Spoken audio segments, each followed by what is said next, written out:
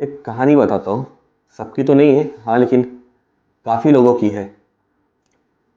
एक लड़की, एक बेटी, एक बहन, क्या है, रिश्तों का नाम बन के रह गया है और कुछ नहीं।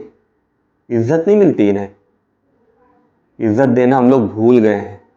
एक लड़की जब तक चुपचाप जुल्म बर्दाश्त करती रहे तब तक वो अच्छी है, लेकिन जिस दिन उसने आवाज़ उठाई कि नहीं, मुझे बर्दाश्त नहीं करना, अपना यही समाज उसके पीछे पड़ जाता है।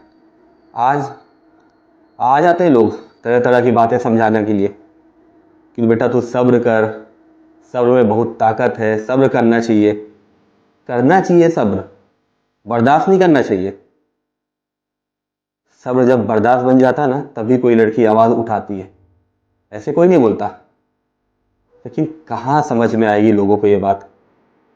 ना कोई समझा है, ना कोई समझेगा, और ना ही कोई समझ रहा है।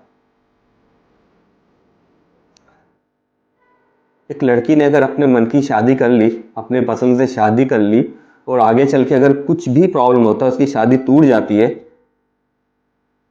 तो लोग लड़की को माफ़ नहीं करते। कहते हैं तूने अपनी मर्जी से किया था, तू झेल, तेरी गलती।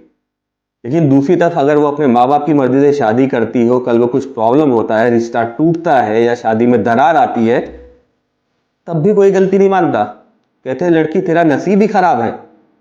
दोनों ही केस में लड़की को ही पिसना है। अपनी गलती कब कौन एक्सेप्ट करेगा? लड़की की क्या गलती है? खुद की मर्जी से शादी करती, लड़का धोखा दे रहा है, लड़की खराब। घर वालों को मर्जी से शादी कर रही, शादी टूटती, लड़की के नसीब खराब। दोनों ही केस में उसी को पिसना है।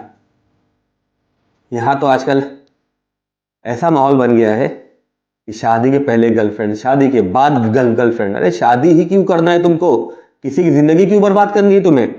और नाम देते हैं एक्स्ट्रा मैरिटल अफेयर, शान के साथ। क्या है ये? किसने बनाया ये? कौन से समाज सिखाता है ये? किसके घर की तरबियत है ये दोगलापन जो समाज में है, लड़का लड़की लेके क्यों है? बेटी बचाओ, बेटी पढ़ाओ, खाली नारा है ना। कोई सीरियस ले रहा है इसको? कोई खड़ा होता है? कोई किसी की जबान पकड़ता है? कोई भी किसी की बहन बेटी को बदनाम कर रहा है? नहीं। और साले तेरा नाम तो मैं सबके सामने ले सकता हूं आज, लेकिन तेरी इतनी औकात ही नहीं है कि तेरा नाम भी मैं यहां पे लूं। लेकिन इंशाल्लाह आऊंगा तेरे पास भी एक दिन कि तूने किया है ना। आऊंगा तेरे पास भी। गलती तेरी नहीं है, गलती तेरे बाप की है, जिसने अपनी बेटी, अपनी बहन, अपनी बीवी तक की इज्जत नहीं की। वो तेरी परवरिश क्या करेगा? तेरे बाप की गलती है। बहुत आसान है, किसी की बहन बेटी की इज्जत के साथ खेलो और खेल के चले जाओ।